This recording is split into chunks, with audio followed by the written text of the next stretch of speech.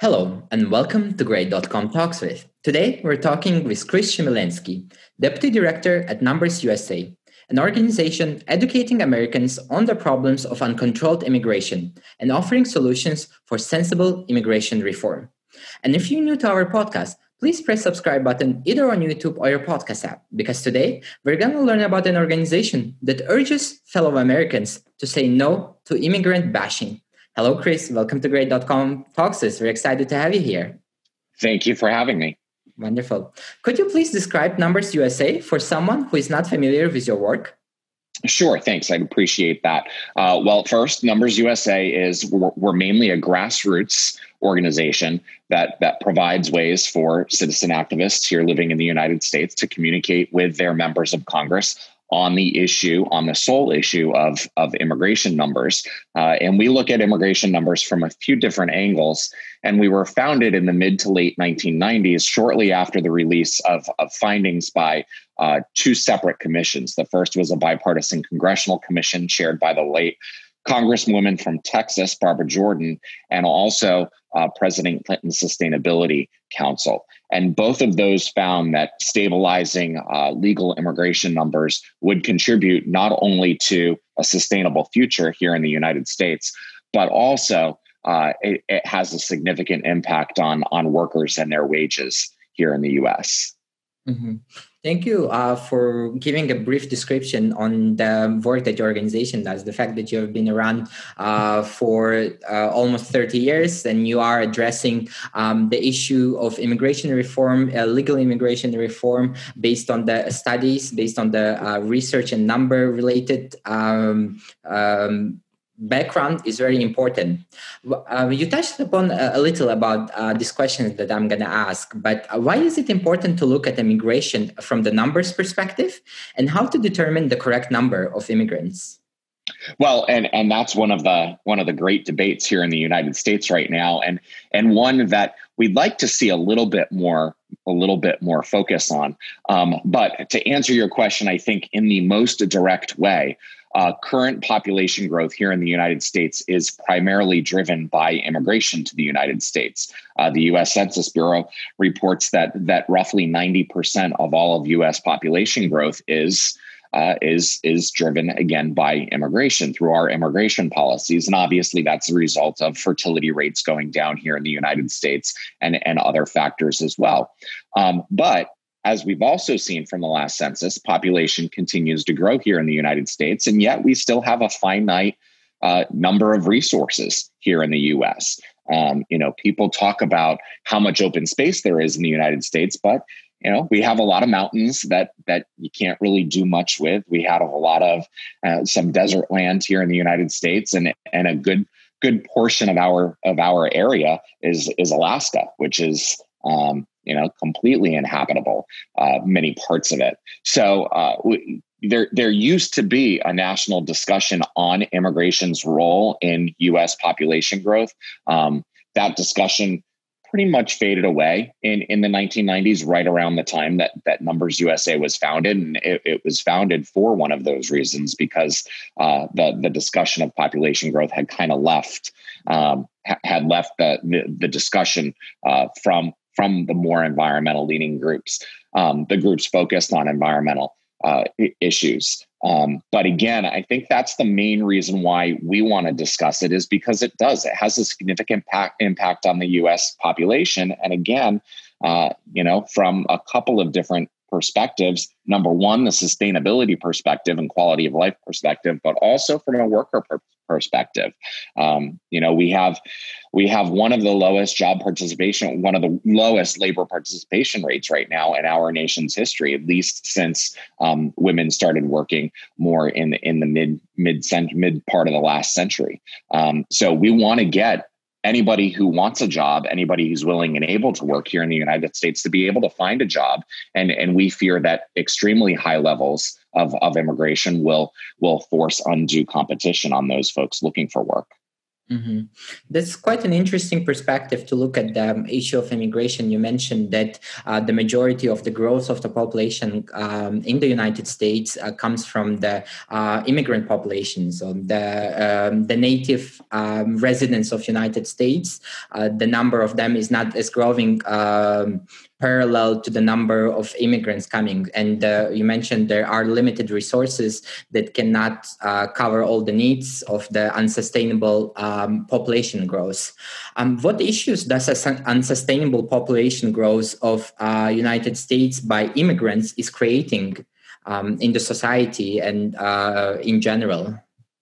Well, certainly, I mean, everything from you've got to build new homes for a growing population. You've got to build new roads for a growing population, which means that you're taking open land that currently exists or farmland that currently exists. And usually you're having to buy that up, sell it off to developers so that you can build new housing tracts, new schools, new businesses to serve the community. You know, there's this belief in this country that and we really saw this come to the forefront after the census released its most recent report, population numbers for 2020 here in the United States after the official count.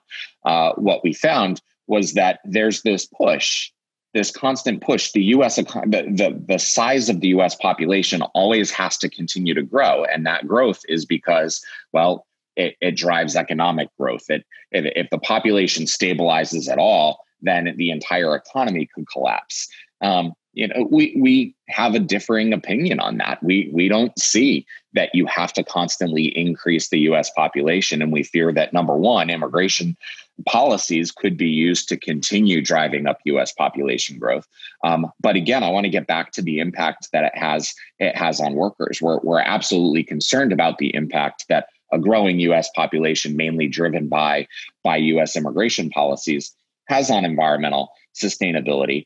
But at the same time, again, going back to we've got millions of workers here living in the United States who are of working age between the ages of 19 and 65 who want to work, but they can't find the jobs right now because jobs simply aren't available to them. Yet we just had the Chamber of Commerce recently announce that they're investing several $100,000s worth of dollars into lobbying Congress to increase not only guest worker programs, but also legal immigration avenues, because we have a worker shortage here in the United States. And when you look at the numbers, it's just really hard to find a worker shortage right now. Mm-hmm.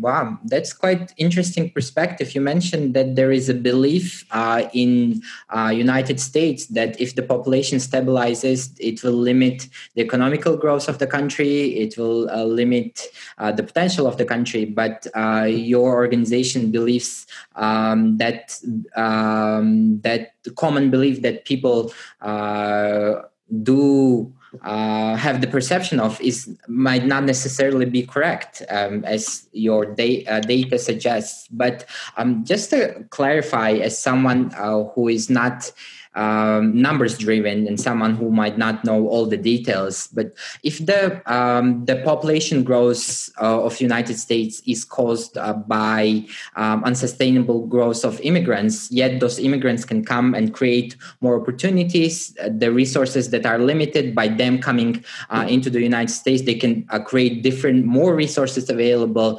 Will the positive impact that does economic impact, not political or social, just economic impact that the immigrants bring, does that cover the need that they are in the economic need that they is required to sustain that kind of population? Right. If I understand what you're asking correctly, I think my response to that would be that right now we bring in roughly 1 to 1.2 million new legal immigrants every single year here into the United States. Federal policies allow for roughly issuing slightly over 1 million green cards each and every year. It's not that, again, I want to state we don't we don't support eliminating immigration. We still think that immigration plays a very important role here in the United States and on the U.S. economy. We just want to see a smarter system. Right now, the system is really centralized on family reunification. More than 60% of the green cards are issued through family connections. And we wholeheartedly support new immigrants being able to support their spouses and minor children and any other family members who they need to care for because they're unable to work. We support that. But that shouldn't be the focus of the immigration system. As you mentioned, the focus of what we believe of the immigration system, which should serve in the national interest, which means that we should be bringing in immigrants more for what they can contribute to the economy and what they can contribute to the nation, again, to serve the national interest rather than more centralized on family unification. And going back to the congressional commission that I mentioned that took place in the 1990s, that was the last time Congress authorized a bipartisan congressional commission to evaluate, to really look at immigration. And one of the things that they found was that we should have less family-based immigration with a focus on spouses and minor children and elderly parents, and shift the focus more to highly talented workers and bringing them into the United States, because they're the ones that are going to be the entrepreneurs that help create businesses that can possibly, even create businesses that put us on a path towards higher sustainability.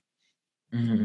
Thank you for your clarification that you are a pro-immigration organization, but pro-immigration with numerical limits, such as you are for the eliminating, you mentioned extended family migration, employment-based visas on not highly technical jobs, as well as the diversity visa lottery. How eliminating these programs will change the number of immigrants coming to the United States yearly and the landscape of immigration in general? Right. So going back to the number, we give out approximately 1 to 1.2 million green cards each and every year. Right now, first, one program that you mentioned was the diversity visa lottery program. Through that program, we issue about 50 to 55,000 green cards each and every year. It's not a very large program, but again, because of the family-based immigration side that we have, everybody that receives a green card through the visa lottery can then sponsor their family members and adult family members, which then creates additional chains for the family immigration channels. So even though it's a small category, it would have a larger long-term impact on overall immigration numbers. But going back to the families, right now, a pretty large percentage of those family-based green cards are, again, they are going to spouses and they are going to minor children. But we also have additional categories, and those categories include parents. It includes adult children of U.S. citizens, and it also includes adult brothers and sisters of new immigrants who become U.S. citizens. What that does is by allowing a new immigrant who, once they become a U.S. citizen, to be able to then sponsor their adult brothers and sisters for immigration, they can come in and then they can sponsor their parents, their in-laws, and it creates these endless chains, which is why we refer to it to chain migration.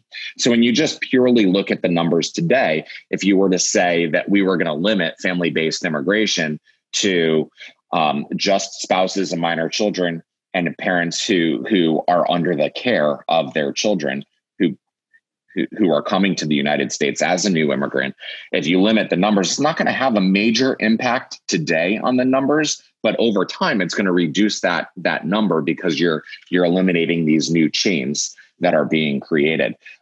So overall, and again, going back to the Immigration Bipartisan Congressional Commission on Immigration in the mid-1990s, what they estimated was that if you eliminated the adult family categories, the ones that include, again, the adult brothers and sisters and the adult children, if you eliminated those categories over time, you would probably reduce immigration from its current levels of about 1 to 1.1 million down to about 550,000.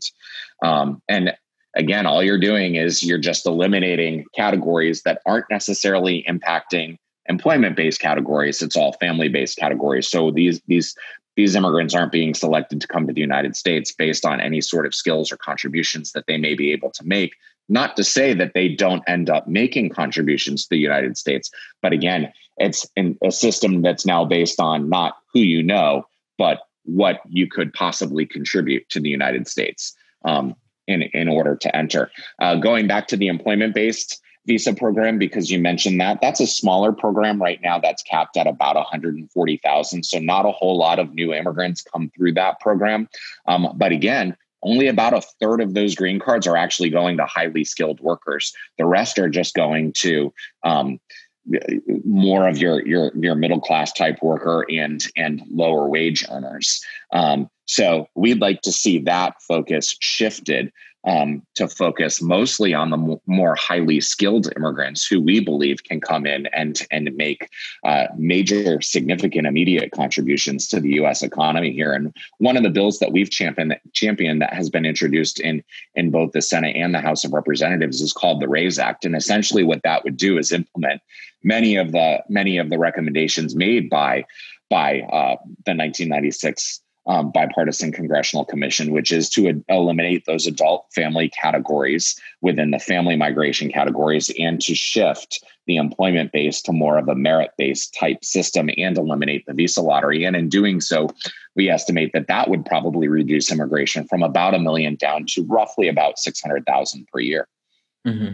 Although the studies suggest that eliminating these programs will reduce the number of immigrants coming to the United States by double from 2,000 to 600, the results might not be seen right away, right immediately. As mentioned by you, it will the slowdown in the immigration will be seen in the upcoming 5 to 10 years as those extended chain of family migration and the diversity visa, if put in elimination of it, if put in place. And as you mentioned, merit-based, you are for the merit-based programs that we can see from the example of Canada, their scoring system, how it's allowing them to bring more highly skilled individuals that can bring economic interest to the country and serve for the interest of the nation in general.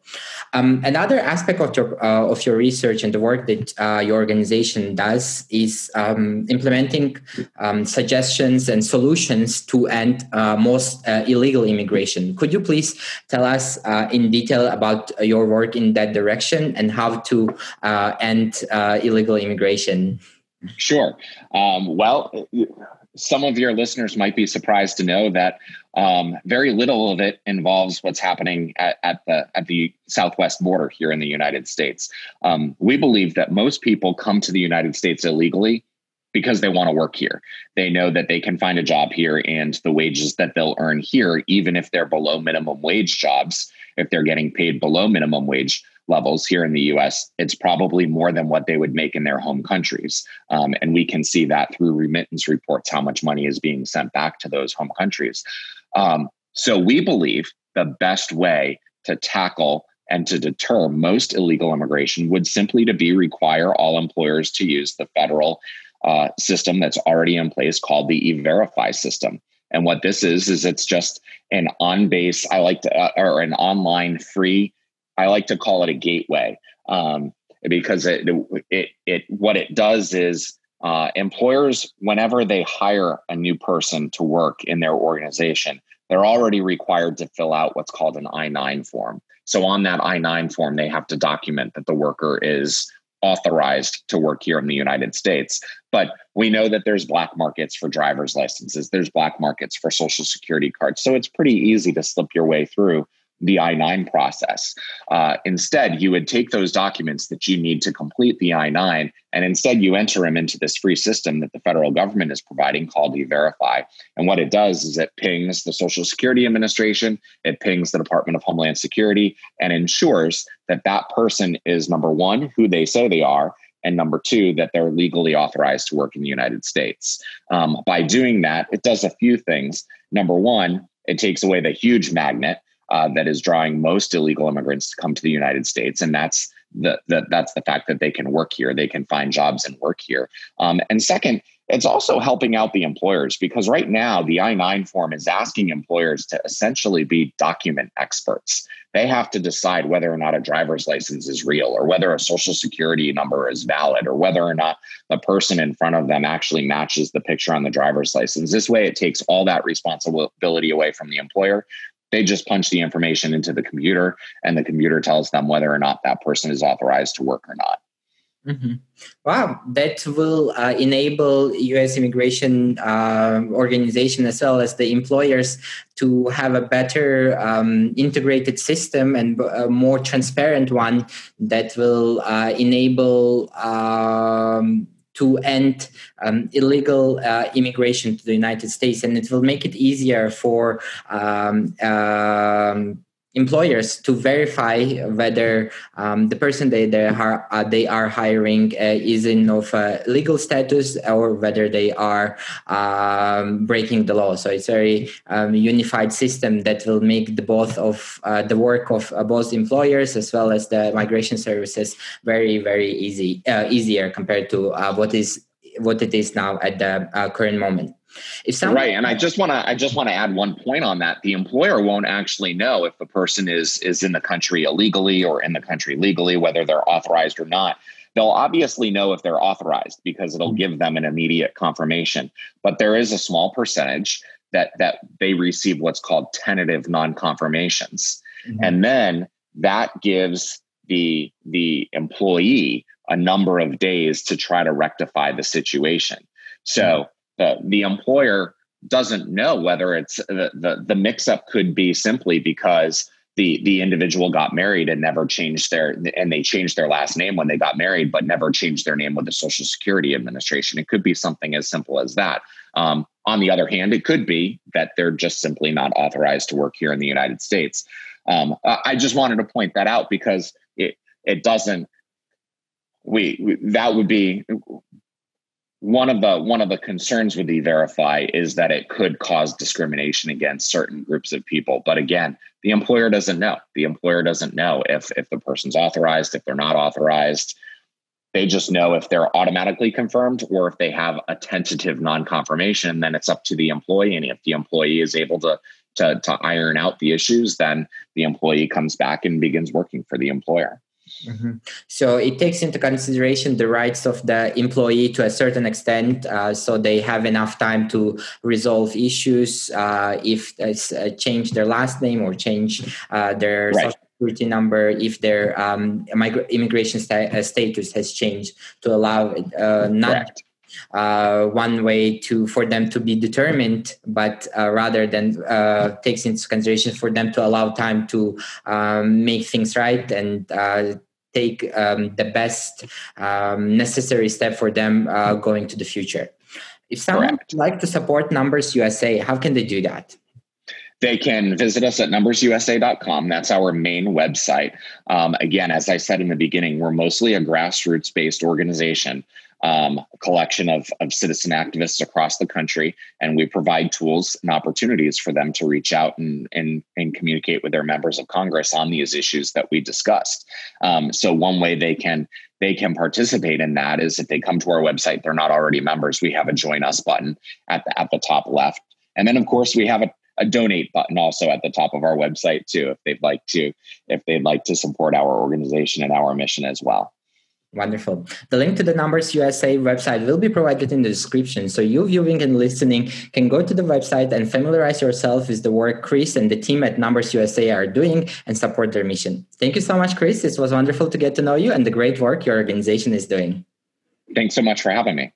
For you listening, if you enjoyed this conversation, please press like and share button, because this will show the YouTube and podcast algorithm that this conversation is important, that we need to address uncontrolled immigration issues and have a sustainable solution. Thank you, and see you in the next episode.